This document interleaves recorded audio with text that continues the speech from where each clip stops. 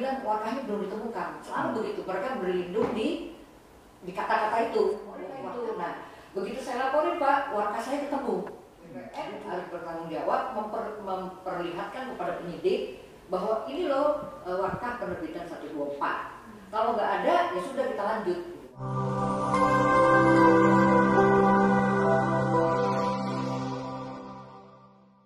Selamat pagi, kembali dengan LQ Indonesia Law Firm. Dalam acara hari ini Cerdas Hukum, kami kembali untuk memberikan pencerahan. Kali ini tema dan topiknya adalah tentang dugaan mafia tanah ya di pemerintahan. Jadi dari sini kami ingin masyarakat belajar, berdiskusi apa yang terjadi ya secara real di masyarakat, karena banyak orang selalu mendengar di berita gitu kan, tapi kan disinilah kami ada narasumber di sini ya, Ibu Nani dan Pak Robert juga yang merupakan adalah korban dari mafia tanah di sini ya. Juga di sini ada lawyer rekanan LQ yang menangani korban mafia tanah itu, yaitu Pak Alvansari dan Ibu Siska ya. Keduanya adalah advokat resmi dari LQ Indonesia Law Firm. Nah, tujuan di sini adalah biar masyarakat bisa belajar ya, untuk satu agar hati-hati di situ dalam membeli tanah, dalam membeli properti ya. Kedua adalah bagi pemerintah juga apabila menonton atau mendengar video ini ya, kami harapkan bantuan tangannya, uluran tangannya agar ada perubahan-perubahan ya, baik di sistem yang ada, legal standing yang ada, maupun terutama adalah keberanian untuk memberantas oknum ya. Jadi banyak polisi zaman sekarang ini di mabes-mabes saja polisinya banyak yang banci-banci di situ ya. Jadi kalau kasus-kasus cere-cere ditangkap-tangkepin, sedangkan kasus-kasus yang backingannya kakak situ mereka nggak berani di situ ya. Jadi hal seperti ini tuh harus dihindarkan ya, karena yang namanya polisi itu dia punya tanggung jawab, punya kewajiban. Mau lawannya berat ya dia harus berani di situ ya. Jangan polisi itu jadi penakut, itu akhirnya masyarakat yang nanti akan menjadi korban ya. Jadi saya harapkan agar supaya dengan adanya video-video cerdas hukum ini masyarakat bisa belajar, pemerintah juga bisa introspeksi dan adanya perbaikan di masyarakat di situ. Oke, saya mulai dulu dengan Ibu Nani ya. Bu Ani ya. Ibu Ani, bisa tolong diceritakan kronologisnya bagaimana sih Ibu bisa jadi korban mafia tanah itu? Ya, terima kasih. Jadi sebelumnya saya membeli tanah itu, saya tahu dari iklan di koran, di Kompas. Saya deal sama penjualnya, kemudian saya bawa dokumen sertifikatnya itu dibawa ke notaris, diperiksa untuk cek bersih ke BPN. Waktu itu masih Kabupaten Tangerang ya, waktu itu. Nah, dicek bersih, lalu kami bikin akte jual beli. Setelah bikin akte jual beli, balik nama masih di BPN Kabupaten Tangerang, balik nama di situ tahun 2007. Kemudian tahun 2008 kami akunkan ke bank, jadi sertifikat itu sampai sekarang masih dalam hak tanggungan PT Bank Panin cabang Palmerah. Nah, tiba-tiba itu kan di tahun 2008, tiba-tiba bulan Agustus saya digugat oleh PT Jaya Real Property, digugat yang katanya tanah itu adalah punyanya mereka, gitu kan, digugat.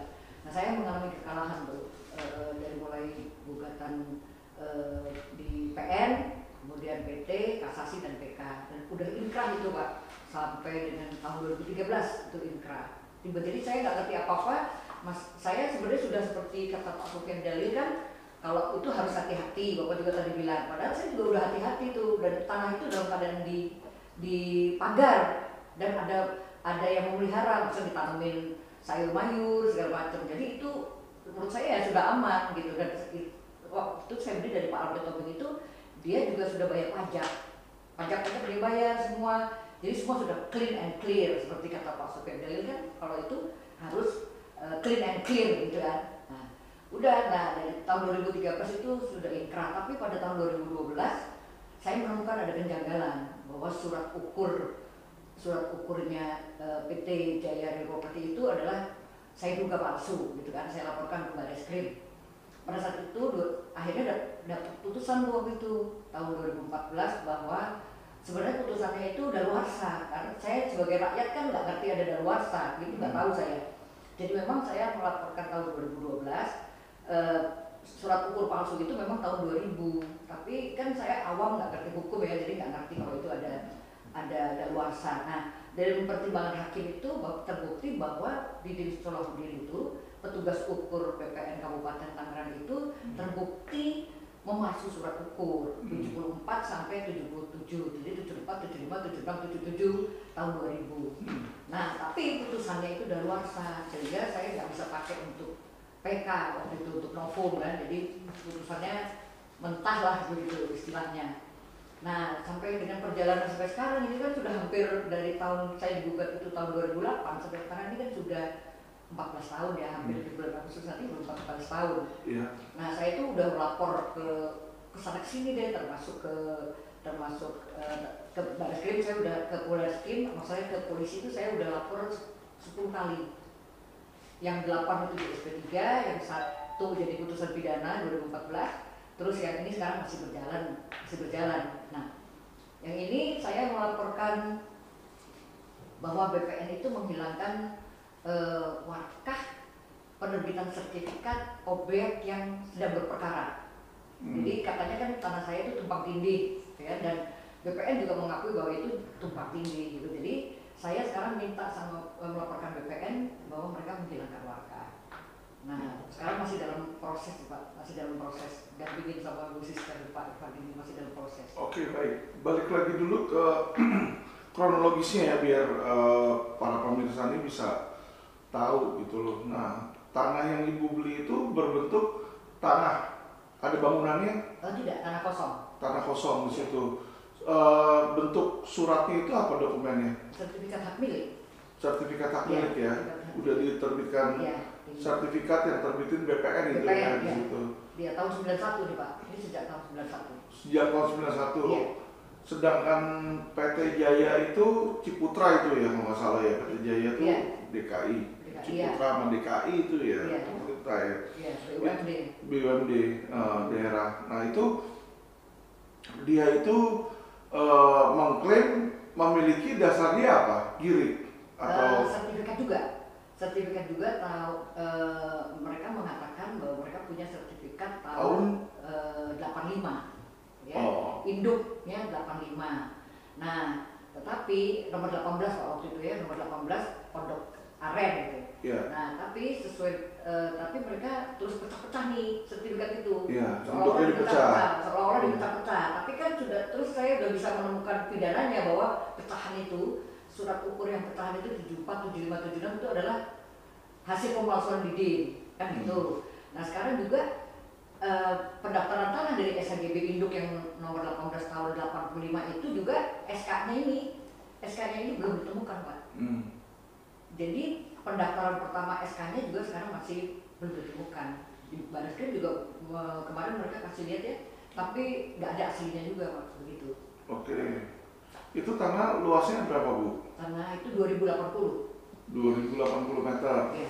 Kalau dinilai kira-kira hari ini sekitar berapa valuasinya? Kalau di appraisal sekitar 35 miliar. 35, oh gede sekali. Iya, itu di Jalan Boulevard juga, Jalan Boulevardnya. Maksudnya Jalan Boulevardnya, iya. Boulevardnya Bintaro iya, situ. Iya.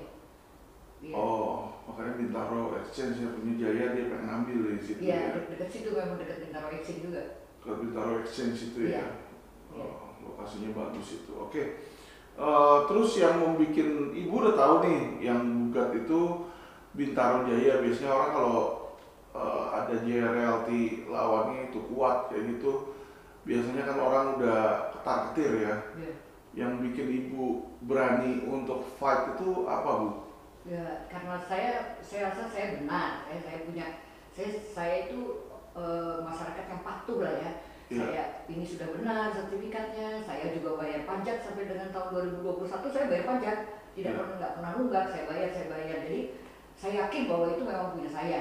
Karena waktu saya beli itu saya saya hadiahin untuk Pak Punto kalau sebagai hadiah ulang tahun. Oh, Iya, tanggal 29. Jadi AJB-nya itu kan tanggal 29 Desember, pas ulang tahunnya Pak Punto gitu ceritanya. Iya, jadi kan begitu saya digugat itu, saya waktu itu masih bodoh, nggak ngerti lah kalau kok ada sih kejahatan seperti ini, saya nggak tahu. Saya pikir kalau udah tanah itu dipagar, tanah itu ada yang ngurus, dirawat maksudnya ya.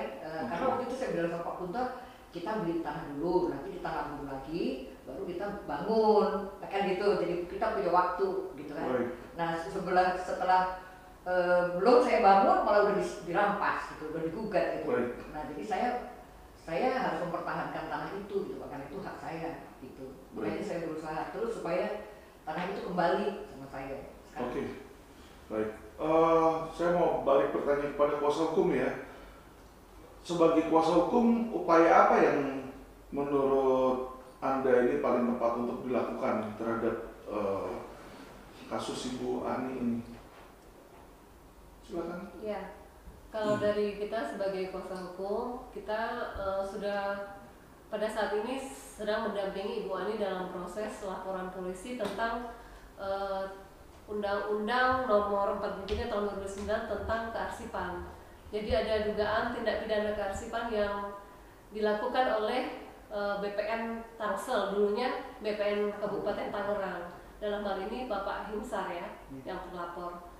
Jadi diduga BPN telah menghilangkan warkah penerbitan SHM 279 Pondok Jaya atas nama Ibu Ani dan Pak Insinyur Punto Wibisono, dan juga SHGB nomor 124 Pondok Jaya 2000 milik dari PT Jaya Real Property, Pak. Oleh karena itu, dengan kekalahan-kekalahan yang sudah dialami Ibu Ani dengan Bapak Punto dalam persidangan baik perdata dan pidana, sudah ada total kerugian 35 miliar. Kurang lebih dari hasil appraisal tanah ya, kurang lebih. Dan dalam hal ini, kenapa dilaporkan tentang dugaan tindak pidana kearsipan? Karena BPN sebagai lembaga yang menyimpan warkah asli penerbitan 279 dan 124 harusnya dapat memperlihatkan kepada Ibu Ani dan Pak Punto Wibisono ini warkahnya, sehingga Ibu Ani dan Pak Punto meskipun sudah mengalami kekalahan merasa oh ternyata di sini yang memang mungkin missnya dari mereka. Jadi itu yang mereka tuntut untuk diperlihatkan kepada korban dalam hal ini. Oke. Nah,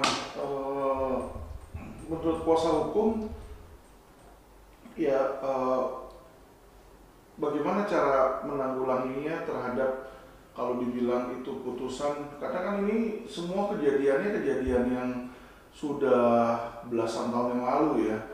Nanti takutnya semua dibilang ini daluarsa semua nih gitu. Nah, pengertian dari kuasa hukum bagaimana nih untuk menanggulanginya itu? Karena kan ini yang tadi dibilang contoh SP3 yang laporan sebelumnya di SP3 dengan alasan sudah daluarsa kan di situ. Iya. Nah, bagaimana? Dengan putusan terakhir Ibu Ani dan Pak Punto juga sudah berusaha itu lewat Komisi Informasi Publik untuk memperjuangkan bagaimana arsip yang tersimpan ini di BPN harus bisa diperlihatkan kepada korban dalam hal ini. Dan memang sudah sampai tingkat PK ya Bu, itu sudah menang Pak. Jadi mereka sudah diberikan keputusan bahwa diberikan kebebasan untuk melihat warkah itu. Nah sekarang BPN yang sudah ada dari putusan KIP ini seharusnya dengan putusan ini harus memperlihatkan kepada mereka, harus memperlihatkan kepada Ibu Ani dan juga Bapak Punto Wibisono, diperlihatkan karena udah ada putusan itu, itulah dasarnya. Nah sekarang yang terjadi BPN tidak sinkron antara Kanwil BPN Banten dengan Tangsel. Karena dari hasil kita selama pendampingan itu, penyidik sudah memperlihatkan bahwa sudah ditemukan beberapa arsip warkah dari 279 Pondok Jaya dan 124 Pondok Jaya. Tetapi ada lagi surat dari Kanwil BPN yang menyatakan bahwa warkah itu belum ditemukan. Yang punya Jaya Pak, belum ditemukan. Kalau Ibu Ani sudah ditemukan, tetapi yang punya Jaya ini belum ditemukan. Nah, kalau misalnya tidak sinkron seperti itu, bagaimana Ibu Ani dan juga Pak Punto bisa melihat bahwa inilah yang terjadi miss dalam penerbitan yang dikatakan oleh pengadilan itu overlapping. Nah, itulah yang saat ini masih diperjuangkan oleh Ibu Ani dan Pak Punto. Oke, jadi seolah-olah didasari ini dari overlapping ya, pengukuran yang ada pemalsuan itu di situ. Iya. Jadi, Nah, betul. itu laporan pemalsuan udah dimasukin, hasilnya bagaimana itu?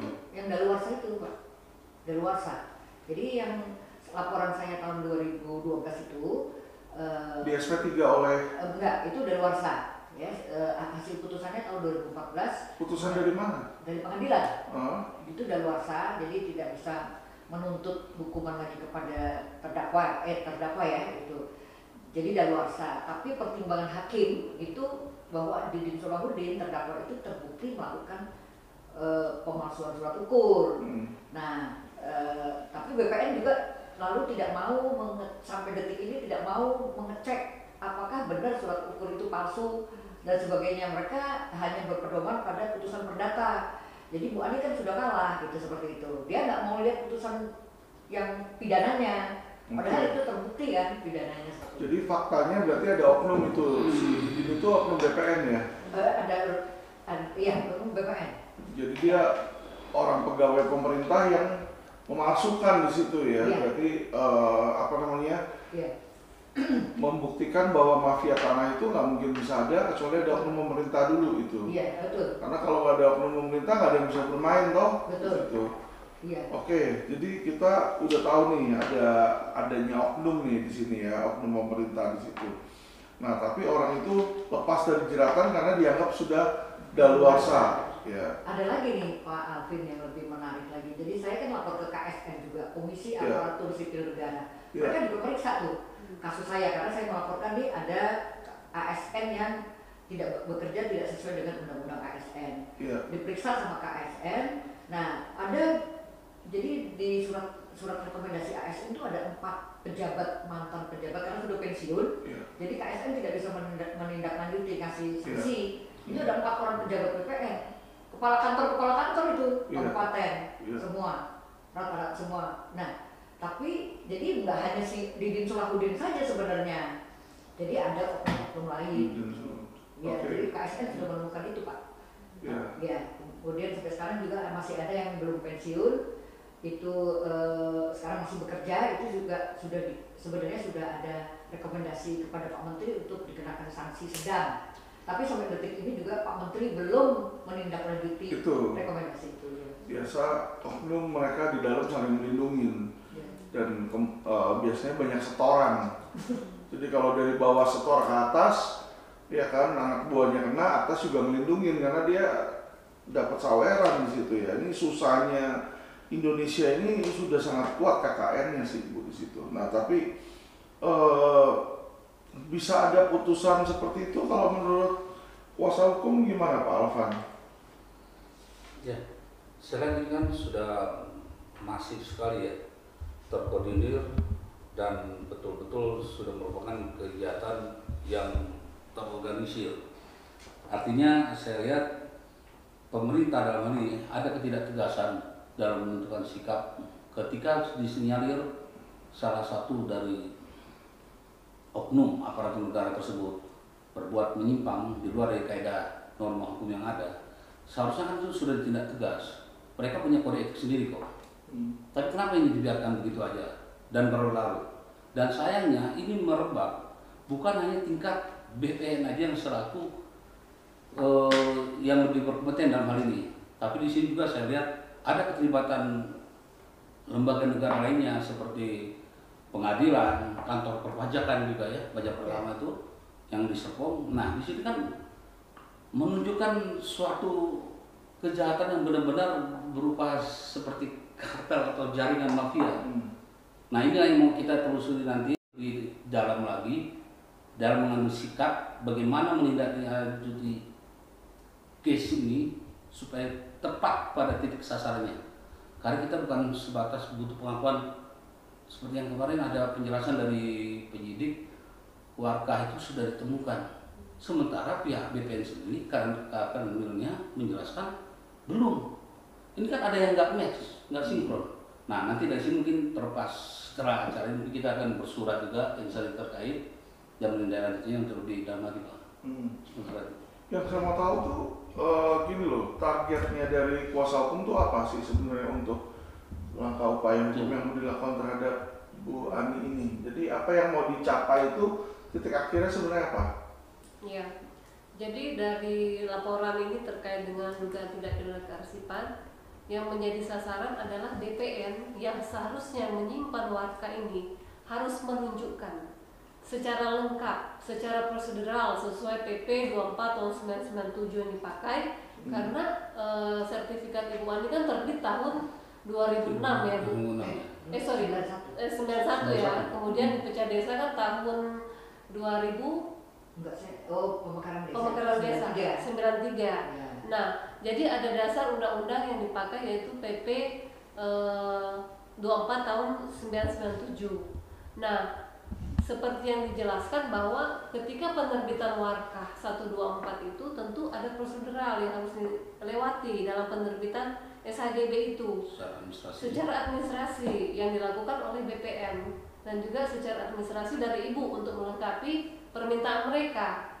Nah, itulah yang harus diperlihatkan kepada Ibu Ani dalam kaitan dengan tindak pidana kearsipan ini. Karena BPN lah yang menyimpan. Jika misalnya BPN berkata ini belum ditemukan, sampai kapan tidak ditemukan? Padahal jelas-jelas di dalam undang-undang, dalam aturan mereka, ini memang disimpan oleh mereka.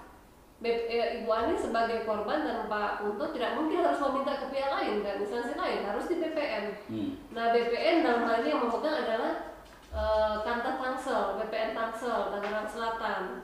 Nah, seharusnya itu diperlihatkan secara lengkap. Memang waktu kita terakhir mendampingi itu, yang diperlihatkan itu bukan asli dari fotokopi Pak.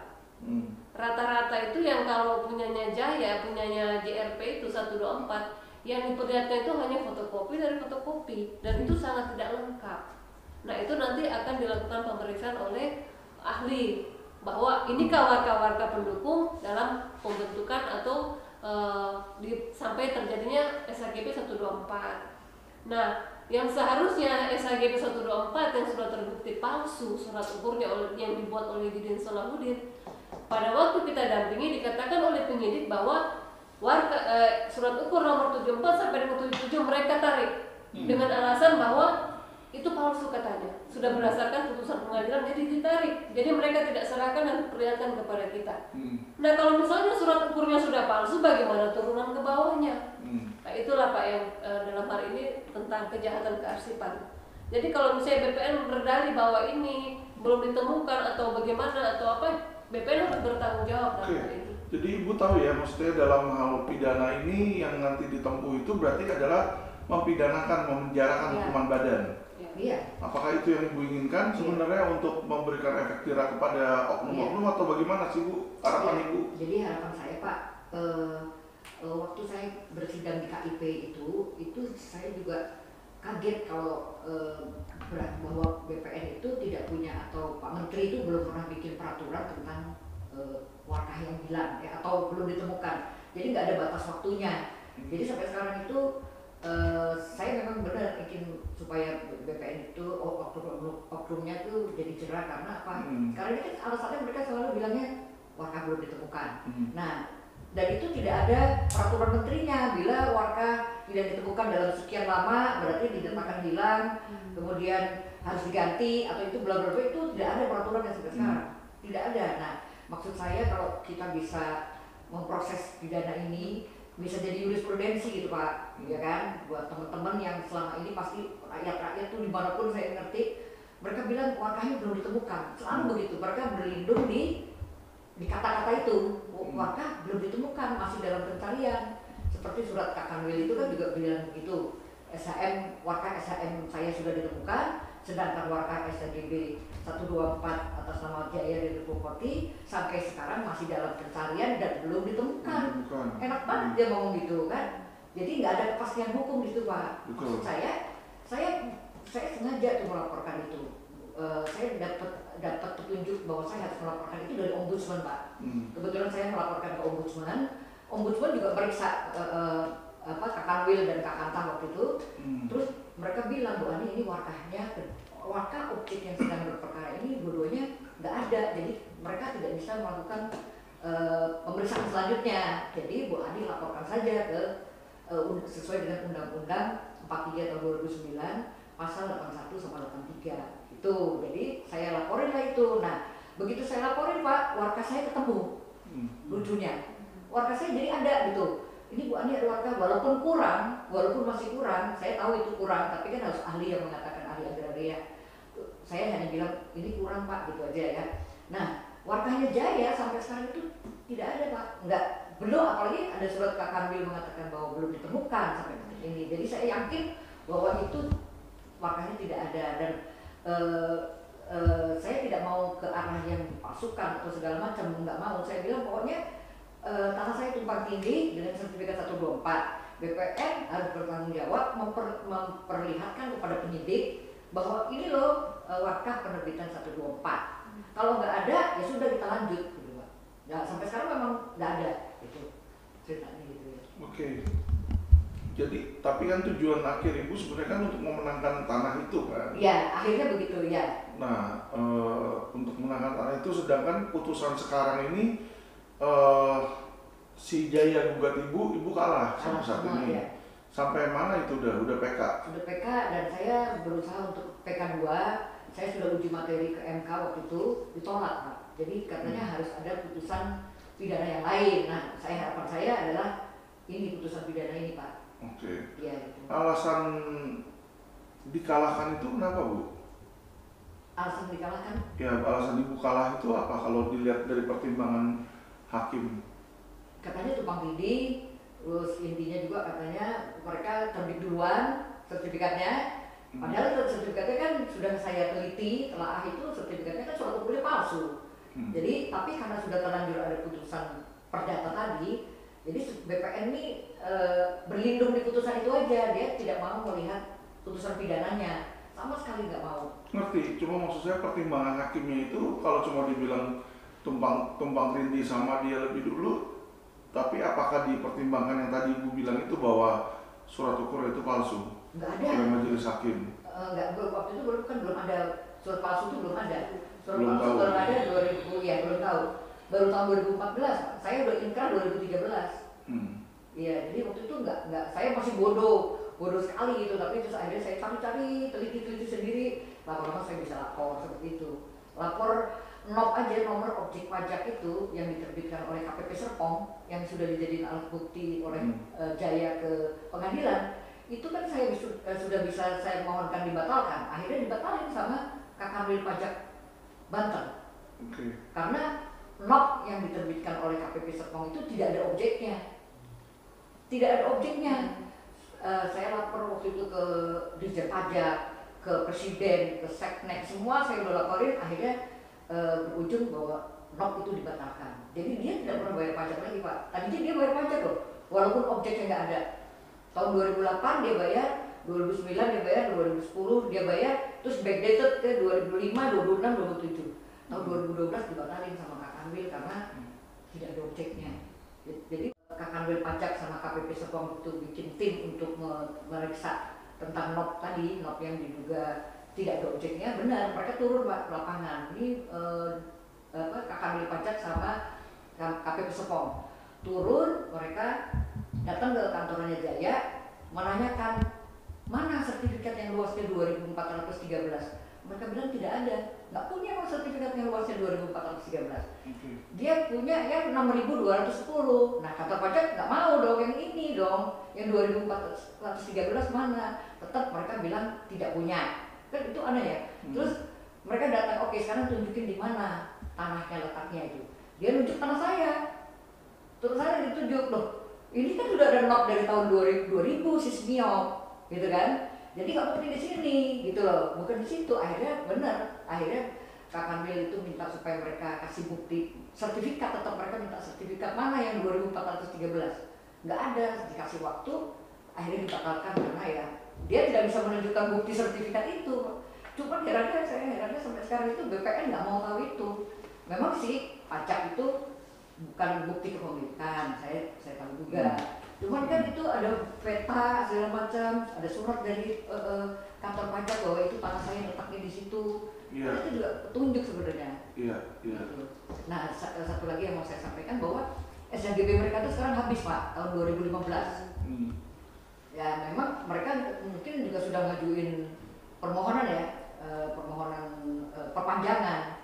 Tapi karena saya yang bayar pajak juga, jadi mungkin nggak bisa. Makanya mereka sekarang ini kayaknya berusaha untuk membatalkan PBB saya. Tapi nggak bisa kalau di kantor pajak mereka lebih teliti lah gitu. Iya. Oke, nah sebelum upaya-upaya gugat-gugat apa segala seperti ini, pernah nggak sih ada mediasi atau bicara gitu dengan pihak PT Jaya? Waktu itu saya beli kan tahun 2006 ya. Yeah. Kemudian waktu saya bangun bedeng itu tiba-tiba mereka pasang plang di tanah saya itu. Saya kaget kan, ngapain dipasang plang? Dia suruh berhenti kalau nggak. Saya datangilah kantornya besoknya tuh. Sabtu itu sama almarhum sama Pak Albert Tobing waktu itu masih ada. Kamu bukti pemilakannya mana? Dia nggak kasih lihat. Si Jaya itu, kita kan ke kantornya tuh, nggak dikasih lihat. Terus loh kok bisa pasang plang? Ya udah buat ibu pokoknya cabut aja itu. Nanti ibu berhenti membangun, nanti saya cabut itu tulisan tanah ini milik Jaya itu aja. Terus saya pikir sudah aman kan? Nah terus saya pikir kok bisa ya seperti ini, kok dia ngaku. Akhirnya saya pinjam ke bank nih Pak, pinjam ke bank, apa bener tanah saya tumpang tindih. Saya pinjamlah uang ke bank, diperiksa lah sama notaris bank kan Pak, clear and clear. Saya bisa dapat, berarti kan tidak tumpang tindih dong kan, seperti itu. Kalau memang tumpang tindih kan saya nggak bisa pinjam uang. Nah itu bukti saya juga, jadi semakin yakin bahwa tanah itu nggak bermasalah gitu Pak. Seperti itu dia. Kemudian di tahun 2018 saya juga pernah diundang oleh Jaya. Memang undangannya hanya bentuk surat, terlihatnya undangan. Ternyata saya di sana di mediasi Pak. Maksudnya mereka mau membayar kepada saya waktu itu sebesar ketika saya membeli. Saya bilang siapa yang bilang gitu? Katanya Ibu Ani mau. Oh enggak, saya nggak mau gitu Pak. Jadi akhirnya deadlock lah, nggak mau karena dia hanya mau membayar sejumlah uang yang saya keluarkan saat saya membeli. Ya. Jangan beda. Iya, itu kan udah tutup tahun 2006. Udah berjalannya waktu, harga uang kalau dibeli emas saat itu kan sekarang harga emasnya itu berapa? Dan rakyat itu Pak dikecilkan sekali sama mereka. Jadi mereka waktu itu bilang begini sama saya, masih ingat sekali. Bu Ani itu adalah rakyat biasa. Ya, kami ini perusahaan. Ibu tidak akan pernah menang melawan kami, gitu Pak ngomongnya.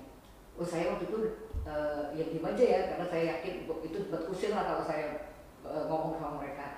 Intinya saya nggak mau lah dibayar sekian dan terus kita pamit waktu itu. Pokoknya saya pamit aja, nggak mau gitu. Karena itu tanah saya Pak, saya bayar pajak sampai detik ini, saya beli secara sah. Saya bilang gitu aja. Angkuh ya mereka ya.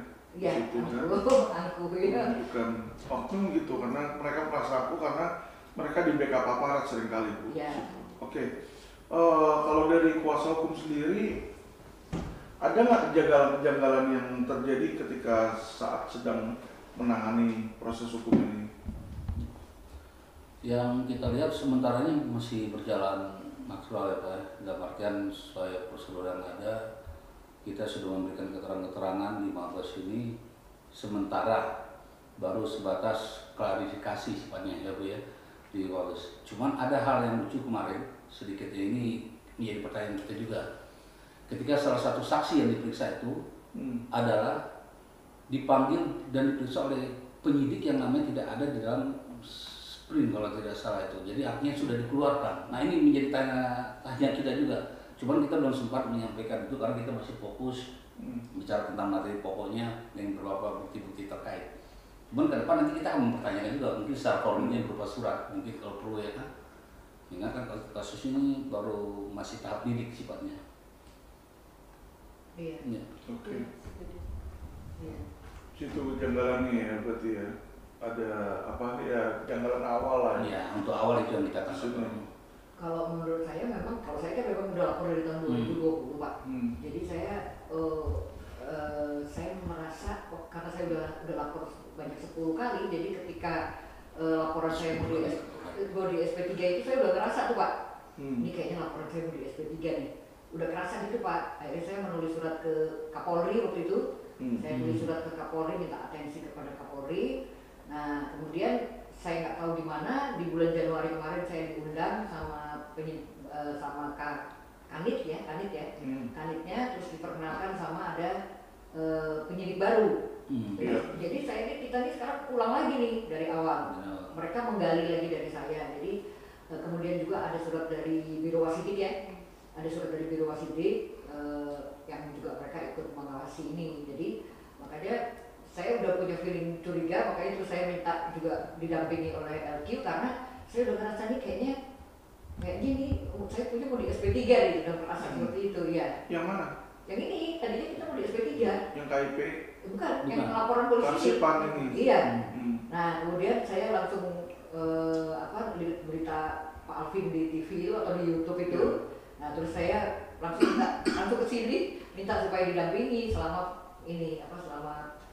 proses di Barreskrim. Jadi seperti itu. Nah karena ini memang yang saya merasa itu agak lama ya sejak terakhir itu saya 26 bulan Maret ya, sampai sekarang belum ada kabar apa-apa lagi gitu. Jadi makanya kemarin saya tulis surat lagi ke Kabar Reskrim, saya mohon atensi supaya jangan lama-lama ini, karena kemarin juga saya dipanggil Pak sama Kak Kanwil itu bahwa mereka memang sekarang sedang meneliti lagi, karena saya kemarin datang saya bilang ini SK-nya nggak ada masuk itu mereka, tapi tujuannya mereka tetap katanya harus menjalankan putusan pengadilan perdata.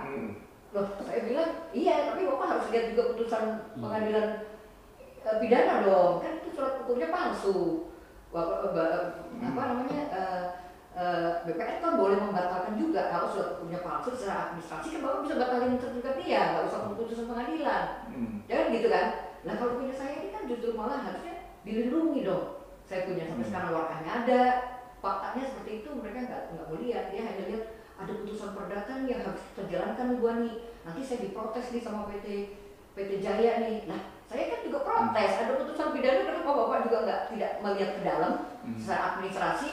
Oh iya ya, ini kan ada yang palsu nih, kenapa nggak melihat ke sana? Itu yang saya rasa timpang sekali. Nah makanya saya minta supaya penyidik ini ya kan itu cuma arsip ya, kalau nggak ada ya sudah gitu loh, ditingkatin jadi penyidikan maksudnya gitu Pak. Jadi jangan penyelidikan aja udah 2 tahun gitu. Udah 2 tahun masih di Iya udah 2 tahun Pak, nanti bulan Juni itu 2 tahun. Nanganin di Mabes di Subdit 5. Subdit apa itu? Subdit 5, terus kanitnya kanit 5 itu ya? 3 ya? Direktorat apa itu? Tipidum, Tipitexus atau? Maksudnya Tipidum dia? Bukan Tipidum kan 2. Dia bukan Tipidum, tapi subditnya. Tipidum. Tipidum. Subditnya apa? Harda? Maksudnya Subdit 5, pokoknya Subdit 5 ke unit 3. Subdit apa? Harda? Kita nggak coba lihat. Coba nanti selalu kalau tangani perkara ditanyakan itu hal yang penting. Oke, jadi itu.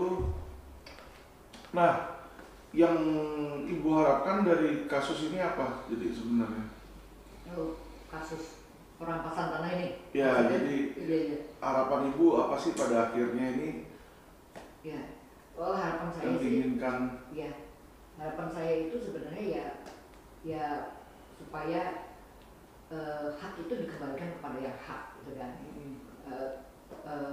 Jadi saya juga minta supaya BPN, saat ini memang BPN ya, BPN itu jujur gitu. Karena saya juga baca nih Pak, ada tadi pagi nih, kalau warkah tanah hilang, Pak Menteri bilang akan pecat oknum pegawainya, kan gitu kan, janjinya Pak Menteri. Terus di sini juga dia bilang bahwa warkah tanah itu adalah dokumen yang merupakan alat pembuktian data fisik dan data yuridis bidang tanah yang telah digunakan sebagai dasar pendaftaran bidang tanah tersebut. Nah, kalau warkah saya sudah ada, ini faktanya ini warkah saya sudah ada. Terus BPN juga tahu nih, warkahnya Jaya kan nggak ada. Sampai kemarin sore saya menghadap Kak Kanwil, dia menanyakan kepada kasih sengketanya, warkahnya Jaya ada nggak? Nggak ada. mestinya kan dia secara administrasi periksa di dalam dong, gitu, jangan main.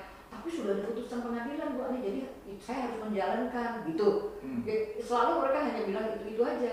Nah, harapan saya itu BPN jujur dan melaksanakan sesuai dengan peraturan yang ada.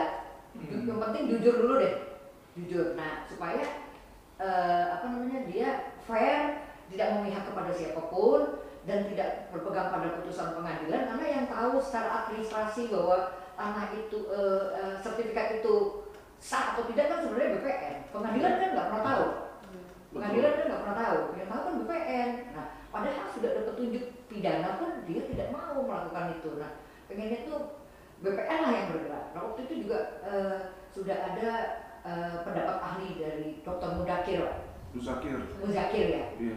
Beliau juga bilang bahwa BPN tidak punya kewenangan untuk membatalkan sertifikat saya karena itu beda persil. Pertama, ada putusan pidana kan gitu terhadap surat ukur itu yang turunannya pasti juga kan palsu gitu kan. Nah ya itu sebenarnya dia tidak boleh, tapi mereka nggak mau dengar seperti itu. Pokoknya saya harus menjalankan walaupun itu putusannya dalam tanda kutip salah, tapi tetap aja mereka bilang saya harus menjalankan putusan pengadilan buat gitu. Itu aja terus Pak. Oke, jadi menurut Ibu akar masalahnya awal dari BPN ini ya? Iya, memang ininya BPN. Kalau saya memang korban BPN banget itu. Menciptakan celah di situ. Iya, betul. Nah, kalau Ibu ada pesan untuk pemerintah, itu mungkin Bapak Presiden atau Bapak Menteri, silakan apa yang Ibu mau bicara. Oh iya. Ya, kalau sama Pak Presiden memang saya mau pesan karena beliau itu sebenarnya punya janji bahwa akan memberikan kepastian hukum hak kepemilikan tanah, kan begitu. Yeah. Nah, jadi saya tagih janji itu kepada Pak Presiden, kepada Pak Menteri, tolong jangan hanya melihat putusan pengadilan perdata saja di kasus saya kan, tapi tolong juga melihatlah putusan pidananya yang sudah inkrah juga dan sudah terbukti bahwa surat ukur mereka kan palsu. Yeah. Tolonglah secara administrasi dicek. Kalau mereka sudah menemukan warkahnya Jaya ya maksud saya, terus mereka sudah cek benar ya, jujur dan fair itu, ternyata itu juga punyanya Jaya, ya silakan. Tapi fair gitu. Jadi jangan putusan pengadilan yang dipakai, ini administrasi aja gitu Pak, di dalamnya itu. Nah, ketika juga dia tidak menemukan warkah sampai sekarang ini, jadi harus bersikap fair juga. Oh, ini warkahnya ternyata nggak ada, gitu kan? Seperti itu Pak. Jadi supaya ada putusan gitu Pak, ada kepastian hukum terhadap tanah saya gitu. Iya. Nah, kalau dari kuasa hukum ya,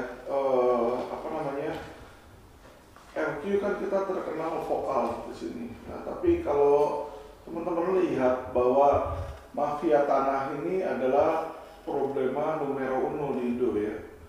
Jadi di Indonesia ini masalah yang paling rumit dan yang paling mengakar itu adalah mafia tanah. Kenapa? Kita bisa lihat Presiden Jokowi itu sudah 3 kali bicara, 3 kali memberikan statement agar mafia tanah itu diberantas.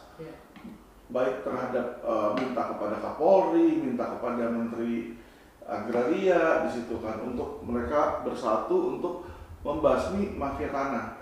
Kalau Presiden aja sampai ngomong 3 kali dan nyatanya sampai sekarang ini mafia tanah ini gak hilang, bahkan kalau bisa saya bilang itu makin menggila ya, karena jumlah kasus tanah yang masuk ke LQ ini meningkat ini dengan pesat ya. Jadi membuktikan bahwa di luar itu banyak mafia-mafia. Nah, kalau menurut rekan-rekan LQ itu solusinya bagaimana ini Pak? Maksudnya Jokowi aja ini udah nggak mampu di situ ya. Maksudnya udah nggak diperhatikan ini suaranya. Ya, baik. Seperti yang kita dengar dari awal dari Bu Ani selaku korban dari mafia tanah, akar untuk permasalahannya kan ada di BPN. Mereka adalah instansi yang berwenang untuk menentukan sertifikat dengan latar belakang dan prosedur yang sudah menjadi ketetapan. Nah, artinya tetap ini kembali ke kebaikan moral atau mental dari mereka masing-masing di sini. Dimana kalau memang mereka mau jujur, aturan itu sudah dibuat dengan jelas. SOP-nya, bahkan ada kode etik juga yang mengatur tentang sikap mereka dalam memperlakukan, menyikapi suatu permasalahan. Tapi yang lucunya, sampai sejauh ini mereka tidak ambil pusing dan tidak mau peduli. Itu yang kita sayang yang pertama sekali. Nah, di luar itu kita juga melihat, sayang Presiden juga sudah berstatement berkali-kali, bahkan 3 kali, bahkan terakhir ada kasus yang lain. Salah satu korban juga, beliau juga sama menyatakan bahwa akan memerangi mafia tanah dan melibatkan jajarannya, baik kejaksaan maupun kepolisian. Tapi kalau sampai saat ini tidak diindahkan, ini kan apa ya, seperti kebodohan yang dipelihara atau kejahatan yang memang disengajakan. Nah, sedangkan kita tahu, terlepas dari adanya keterlibatan atau intervensi Presiden sebenarnya, aturan itu sudah ada, Pak. Aturan itu sudah jelas. Bahkan kita bisa juga lihat dari beberapa acuan atau referensi bahwa di mana sertifikat itu sebenarnya atau apapun yang menyertai hak satu keberhakan itu bisa dibatalkan, salah satunya oleh sebab yang tidak halal. Itu salah satunya. Kedua, bisa juga dengan adanya cacat administrasi. 2 itu aja sudah cukup sebenarnya bagi BPN untuk membatalkan. Tapi ya seperti tadi, kembali ke moral, ke mentalnya. Nah, dalam hal ini kita jangan putus asa itu. Tetap semangat, kita akan berupaya menyikapinya sebaik mungkin dan tetap kita dengan cara prosedur. Kita tidak mau main asal tabrak dan memutuskan. Cuma mungkin perlu waktu dalam hal ini. Mungkin dengan istilah teman-teman. Iya, memang Pak Presiden dalam hal ini sudah berkali-kali, bahkan Bapak Menteri ATR juga sudah beberapa kali dalam YouTube menyampaikan hal ini kan, tentang mafia tanah ini harus diberantas. Tetapi yang kita minta dalam hal ini tentunya Menteri ATR BPN sendiri, khususnya karena memang Menteri inilah yang memiliki kewenangan untuk bisa menjangkau sampai ke bawah, dalam hal ini BPN Tangerang Selatan. Nah, kita minta Bapak Menteri jangan hanya berkuar-kuar di YouTube, jangan hanya berbicara seolah-olah oh ini istilahnya hanya pencitraan, nama baik, bahwa ini harus diluruskan begini-begini. Tapi Bapak ketika melihat seperti aduan Ibu Ani dan Pak Punto, tergeraklah hatinya, langsung telepon kepada Kepala BPN Tangsel untuk segera menindaklanjuti ini, ditelaah kasus ini supaya ada kepastian hukum. Kalau misalnya hanya bicara ini diselesaikan, harus diberantas, sampai kapan Pak? Sampai Bapak berhenti pun ini tidak akan selesai. Tapi ketika Bapak mengambil tindakan tegas, ini harus segera dilaksanakan sesuai dengan surat Irjen juga, harus dilakukan putusan yang seadil-adilnya kan, dari Irjen katakan, Irjen ATR, lakukanlah Pak, sekarang waktunya, jangan ditunda-tunda lagi. Supaya ada kepastian hukum. Apakah lewat proses pembatalan dari SHGB dari Pondok Jaya 124 ataupun mediasi yang setidaknya jangan merugikan dari Ibu Ani sendiri. Itu dari harapan kita sebagai kuasa hukum. Oke, baik, terima kasih teman-teman dari LQ. Jadi demikian ya, kita sudah dengar langsung dari korban dan dari kuasa hukumnya. Jadi masalah tanah ini adalah masalah momok nomor 1 nih di Indonesia ya.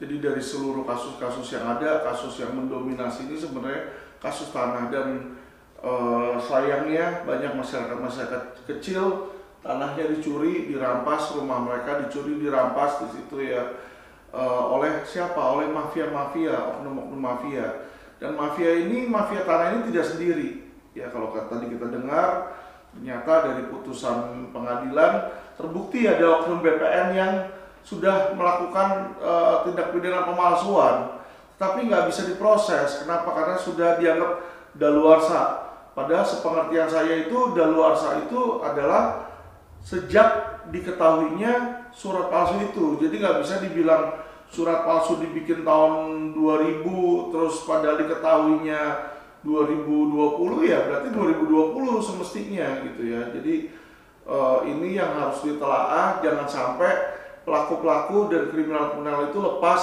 dengan dengan dasar hukum atau anggapan hukum yang salah di situ ya. Ini harapan kami dari LQ. Dan juga lucunya zaman sekarang ini beredar ya tagar no viral no justice ya.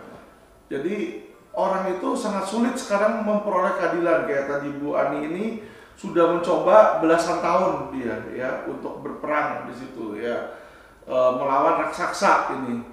Ya disinilah seharusnya pemerintah itu punya peran untuk melindungi masyarakat.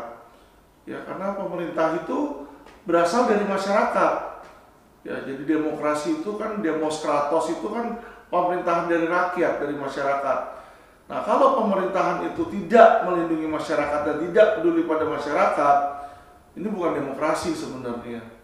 Ya jadi kami berharap kepada pemerintah yang mau mendengarkan video ini, juga kepada teman-teman masyarakat, dukung perjuangan para korban mafia tanah. Kasihan mereka juga ya. Jadi Indonesia ini banyak sekali yang menjadi korban. Sebenarnya kita ini negara kaya. Ya, Indonesia negara kaya. Kita punya resource yang bagus, kita punya tanah yang luas, kita punya orang-orang yang pintar. Tapi sayang, ya kebanyakan dari orang-orang pintar itu nggak punya integritas, terutama yang duduk di dalam pemerintahan, ya, dan aparat penegak hukum. Jadi banyak aparat penegak hukum itu tidak punya integritas, nggak punya hati melayani untuk masyarakat. Apa yang terjadi adalah jadinya mereka bekerja sama dengan oknum kriminal dan mereka menyengsarakan masyarakat. Itu yang terjadi. Ya, jadi butuh perubahan ini dari atas, dari Bapak Presiden, yang bukan hanya pencitraan dan bukan hanya sibuk masalah rating, sibuk masalah elektabilitas, tapi benar-benar kita butuh pemimpin bangsa yang bisa punya hati untuk masyarakat di situ.